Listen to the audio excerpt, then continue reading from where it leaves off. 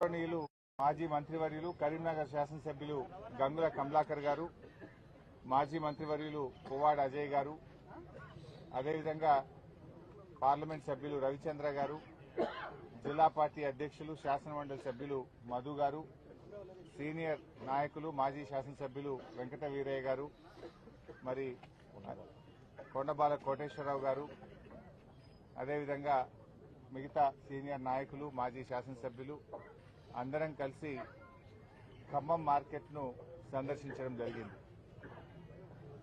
రాష్ట్రంలో కాంగ్రెస్ పార్టీ వచ్చిన తర్వాత రైతుల పరిస్థితి ఆగమ్యగోచరంగా మారింది.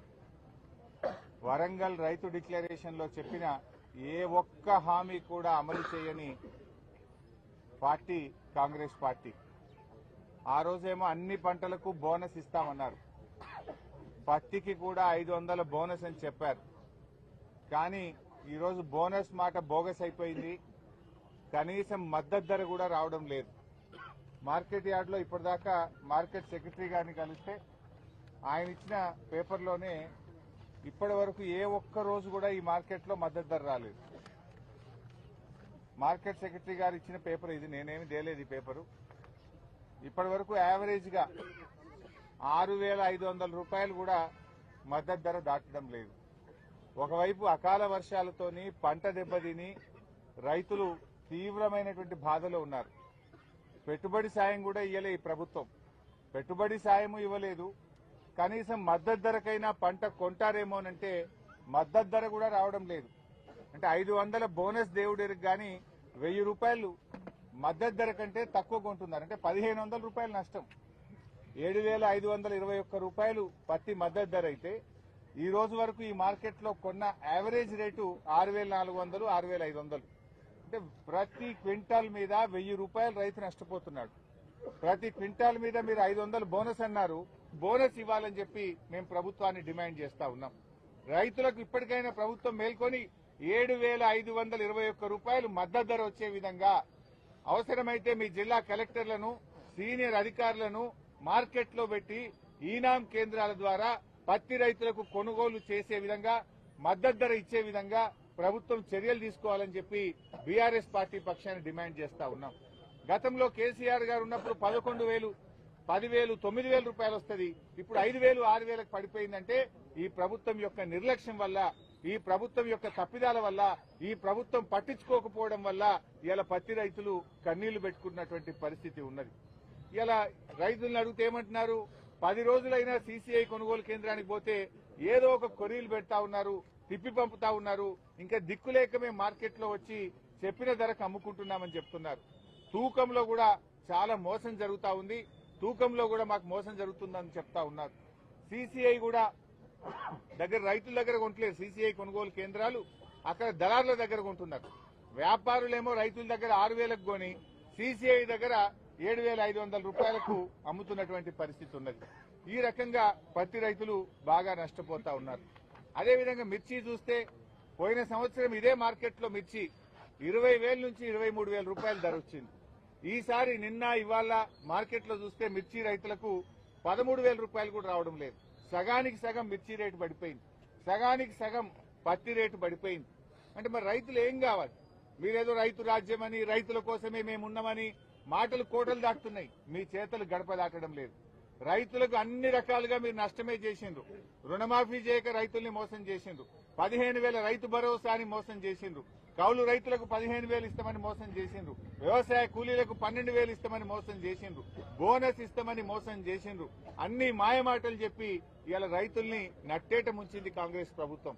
మేము అడుగుతున్నాం, మరి మిర్చి ధర ఎందుకు పడిపోయింది? ఏం చేస్తుంది ప్రభుత్వం? మధ్యలో దళారులు, బ్రోకర్ల పాలిట అయితా ఉంది కదా. ఇలా పోయిన సంవత్సరం 23,000 పాడినటువంటి పాట ఈసారి 13,000కి ఎందుకు తగ్గింది? గతంలో 11,000 పోయినటువంటి పత్తి 6,500కి ఎందుకు తగ్గింది? ఈ ప్రభుత్వం నిద్రపోతా ఉందా? ప్రభుత్వం ఎందుకు చర్యలు తీసుకోవడం లేదు అని మేము అడుగుతా ఉన్నాం. మంత్రులేమో చాలా బిజీ ఉన్నారు. జిల్లాలో 3 మంత్రులు ఉన్నారు.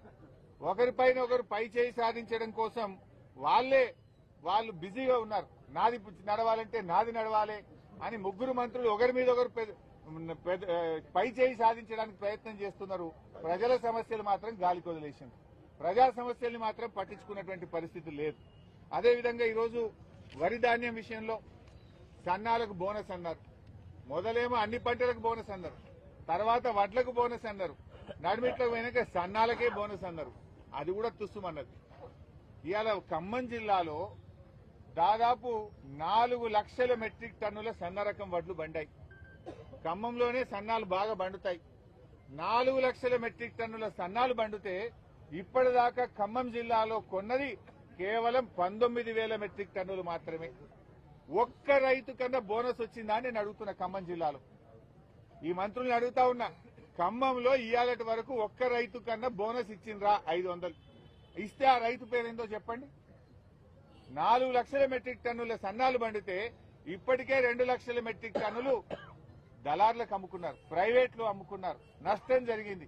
మీరు కొన్నది 19,000 మెట్రిక్ టన్నులు, దాంట్లో ఒక్క రైతుకు కూడా ఇయ్యాలటి వరకు బోనస్ రాలేదు. అంటే మీరంతా కూడా దగా చేస్తున్నారు. మీకు మీ సొంత కార్యక్రమాల్లో బిజీ ఉన్నారు తప్ప రైతుల కష్టాన్ని మీరు పట్టించుకోవడం లేదు. రైతుల గురించి మీరు ఆలోచించడం లేదు. ఎందుకు కొనరు సన్నాలు? సన్నాలు కొనడంలో కొర్రీలు ఎక్కువైనాయి. రకరకాల కొర్రీలు పెట్టి వేధిస్తే ఇంకా చూసి చూసి ఎక్కడ వర్షం పడుతుందని రైతులు 21,100, 2,000కు, 23,200కు ప్రైవేట్లు అమ్ముకుంటున్నారు. ఇక దొడ్డు రకం వడ్ల గురించి అయితే చెప్పాల్సిన అవసరమే లేదు. చాలా వరకు 1,800, 1,900కు బయట అమ్ముకుంటా ఉన్నారు. ఆంధ్రాకు పోతా ఉన్నాయి. ఆంధ్ర నుంచి వచ్చినటువంటి దళారులు కల్లాల్లోనే 1,800, 1,900కు వడ్లు కొనుక్కొని పోతున్న పరిస్థితి ఉన్నది. అంటే ఈ రాష్ట్రంలో వడ్లు సేకరణ బాగా తగ్గిపోయింది. ఆయన ఉత్తమ్ కుమార్ రెడ్డి గారు చాలా గొప్పగా చెప్పిండు. ఓ బ్రహ్మాండమైన పంట పండింది, 90 లక్షల మెట్రిక్ టన్నుల వడ్లు కొంటాం ఈసారి అన్నాడు. నిన్ననేమో వాళ్ళ కమిషనర్ మాట్లాడుతూ లేలే 70 లక్షలే కొంటాము అన్నాడు. మంత్రి 90 లక్షల పాట పాడితే కమిషనర్ 70 లక్షల పాట పాడుతున్నాడు. అంటే మా నడిమిట్లో 20 లక్షలు ఆడిపోయినాయి. అంటే దళార్ల పాలైపోయింది. రైతులు నష్టపోయారు. ఎంఎస్పీ రాక 400, 500కు తక్కువ ధరకు దళారులకు అమ్ముకున్నారు. కారణమేంది? కొనుగోలు కేంద్రాలు సకాలంలో ప్రారంభం కాకపోవడం, గన్నీ బ్యాగులు రాకపోవడం, ట్రాన్స్పోర్ట్ టైఅప్ చేయకపోవడం, మిల్లుల టైఅప్ చేయకపోవడం, ఇవన్నీ కారణాల వల్ల చూసి చూసి దళారులకు అమ్ముకున్నారు. 90 లక్షల నుంచి 70 లక్షలకు తగ్గింది. నిజంగా మీరు కొనే వడ్లు 50 లక్షలు కూడా దాటే పరిస్థితి లేదు. అంటే సగానికి సగం ధాన్యం దళార్ల పాలైపోయి రైతులు నష్టపోతా ఉన్నారు. ఏ విషయంలో మీరు రైతులకు మేలు చేశారు? వరి ధాన్యం కొనకపోతే మిర్చి ధర 23,000 నుంచి 13,000కు పడిపాయే, పత్తి ధర 10,000, 11,000 నుంచి 6,500కు పడిపాయే. ఒకవైపు ధరలు పడిపోతున్నాయి, ఒకవైపు బోనస్ రావడం లేదు. కనీసం మద్దతు ధరను కూడా అమలు చేయడంలో ఈ రాష్ట్ర కేంద్ర ప్రభుత్వాలు విఫలమైనాయి. కేంద్ర ప్రభుత్వం సీసీఐ కేంద్రాలు పెట్టామని చెప్తున్నారు. మరి ఏమైంది? సీసీఐ కేంద్రాలు పెడితే ఎందుకు కొనడం లేదు అని అడుగుతా ఉన్నా. ఈ జిల్లా రిపోర్ట్ తీసుకుంటే సీసీఐలో కొన్నది తక్కువ, మార్కెట్లో వ్యాపారులు కొన్నది ఎక్కువ. సీసీఐ కేంద్రాల్లో 7,000 మెట్రిక్ టన్నులు కొంటే మార్కెట్లో దాదాపు 15,000 మెట్రిక్ టన్నులు కొన్నారు. అంటే జిల్లా మొత్తం కలిపి. అంటే దీన్ని బట్టి సీసీఐ తక్కువ కొన్నది, వ్యాపారులు ఎక్కువ కొన్నారు. సీసీఐ కొంటే మద్దతు ధర వస్తుంది, వ్యాపారులు కొంటే 1,000 రూపాయలు తక్కువ ధర వస్తున్నది. ఆ సీసీఐ కూడా కొన్నది, ఈ వ్యాపారులు కొన్నదే సీసీఐ కొంటుంది తప్ప రైతుల దగ్గర కొంటలేరు. రైతులు సీసీఐ కేంద్రానికి తీసుకపోతే కొర్రీలు పెడతా ఉన్నారు. వివిధ కారణాలు చెప్పి, తేమ శాతం చెప్పి, కలర్ మారిందని చెప్పి రైతుల్ని తిప్పి పంపుతా ఉన్నారు. అర్ధరాత్రి పూట చీకట్లో మరి వ్యాపారులు తీసుకుపోయినటువంటి పత్తిని కొని మేము పత్తి కొన్నామంటున్నారు. నష్టపోతున్నటువంటిది రైతు. ఎందుకు ప్రభుత్వం పట్టించుకోవడం లేదు? వీటిని ఎందుకు రివ్యూ చేయడం లేదు? ముఖ్యమంత్రి గారు ఆయనకు ఒక్కరోజు తీరిక లేదు. ఈ మధ్య ఆయన రివ్యూ మీటింగ్ పెట్టి మందు అమ్ముతలేదని తెగ బాధపడిపోతుంది. మద్యం అమ్ముతలేదట. రాష్ట్రంలో మద్యం అమ్మకాలు తగ్గిపోయాయి అని ఆయన రివ్యూ మీటింగ్ పెట్టి ఏ ఏ జిల్లాల్లో మద్యం తక్కువ అమ్మింది, ఏ తాలూకాలో మందు తక్కువ అమ్మిందో ఆ సీఐలకు, ఎక్సైజ్ సూపరింటెండెంట్లకు మెమోలు ఇచ్చాడు. ఆ అధికారులకు నోటీసులు పంపాడు. నువ్వు తక్కువ అమ్మినవు మందు పోయినసారి కంటే, మందు ఎక్కువ అమ్ము, బాగా తాగిచ్చు ప్రజల్ని అని ఛార్జ్ మెమోలు ఇస్తున్నాడు రేవంత్ రెడ్డి. మరి రైతులకు మద్దతు ధర వస్తలేదు, రైతుకు వడ్లు అమ్ముతలేవు, పత్తి అమ్ముతలేదు, మద్దతు ధర రాకపోతే మాత్రం ఎవరికి మెమోలు ఇస్తలేడు. ఆయనకు రైతుల గురించి రివ్యూ చేసే టైం ముఖ్యమంత్రికి లేదు. మందు అమ్మకపోతే తెగ బాధపడుతున్నాడు రేవంత్ రెడ్డి. ఆయనకు ఈ తెలంగాణను తాగుబోతుల తెలంగాణ చేయదలుచుకున్నాడు. ఎక్సైజ్ అధికారులు తలలు పట్టుకున్నారు. మేము ఏం చేయాలా, మార్క్ రియల్ ఎస్టేట్ అవుట్ అయిపోయింది, ప్రజల దగ్గర డబ్బులు లేవు, ఈయనేమో అమ్మండి అమ్మండి అంటుండే. ఎవరికి అమ్మాలి? పిల్లలకు దాగిపియాలనా, ఆడవాళ్ళకి దాగిపియాలనా? మేము ఏం చేద్దాము, ఈ మందు కొనకపోతే కూడా మాకే తిప్పలు వచ్చిందని ఎక్సైజ్ అధికారులు తలలు పట్టుకుంటున్నారు. రాష్ట్రంలో 35 మంది ఎక్సైజ్ అధికారులకు మద్యం తక్కువగా అమ్మారని మెమోలు ఇచ్చాడు.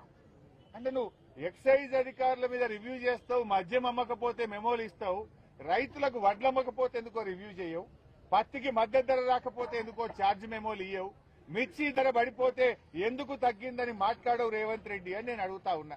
అంటే నీ ప్రాధాన్యత ఏంది? నీ ప్రాధాన్యత రైతులా? నీ ప్రాధాన్యత మద్యం అమ్మకాల? మద్యం అమ్మకాల గురించి ఆలోచిస్తున్నావు తప్ప రైతుల పంటల అమ్మకాల గురించి మాట్లాడడం లేదు. నువ్వు రైతుల గురించి నువ్వు ఆలోచించడం లేదు. రైతులకు తీవ్రమైనటువంటి నష్టం జరుగుతా ఉంటే ఇవాళ ఇబ్బంది పడతా ఉన్నారు. కేసీఆర్ గారు తన హయాములో రైతే రాజును చేసిండు. ఇవాళ ఆనాడు వ్యవసాయాన్ని పండగగా కేసీఆర్ మార్చిండు. కానీ మీరు వచ్చిన తర్వాత ఇవాళ రైతు బాధపడుతున్నాడు, రైతు కళ్ళల్లో నీళ్లు పడుతున్నాడు. ఇప్పుడు వెనకటో సామెత ఉండేది, ఎద్దేడ్చిన వ్యవసాయం బాగుపడది, రైతేడ్చిన రాజ్యం బాగుపడదు అంటారు, ముందు పడదంటారు. రేవంత్ రెడ్డి హయాంలో ఇవాళ పత్తి వేసిన రైతులందరూ కూడా కళ్ళల్లో నీళ్లు పెట్టుకుంటున్నారు. అకాల వర్షాలతో ఒకవైపు పంట దిగుబడి తగ్గింది, మద్దతు ధర రావడం లేదు, రేటు తగ్గింది, మేము ఏం చేయాలి అని పత్తి రైతులు బాధపడతా ఉన్నారు. నిజంగా నీకు రైతుల మీద ప్రేమ ఉంటే నీ కాంగ్రెస్ మేనిఫెస్టోలో పెట్టినట్టు వెంటనే రైతులకు అన్ని పంటలకు చెప్పిన 10 రకాల పంటలకు 500 బోనస్ ఇవ్వాలని బీఆర్ఎస్ పార్టీ డిమాండ్ చేస్తా ఉంది. అదేవిధంగా ఖమ్మం మార్కెట్ లో సిసిఐ సెంటర్ కూడా పెట్టి ఇక్కడనే 7,521 రూపాయల మద్దతు ధరకు ఇక్కడే కొనాలని కూడా బీఆర్ఎస్ పార్టీ డిమాండ్ చేస్తా ఉంది.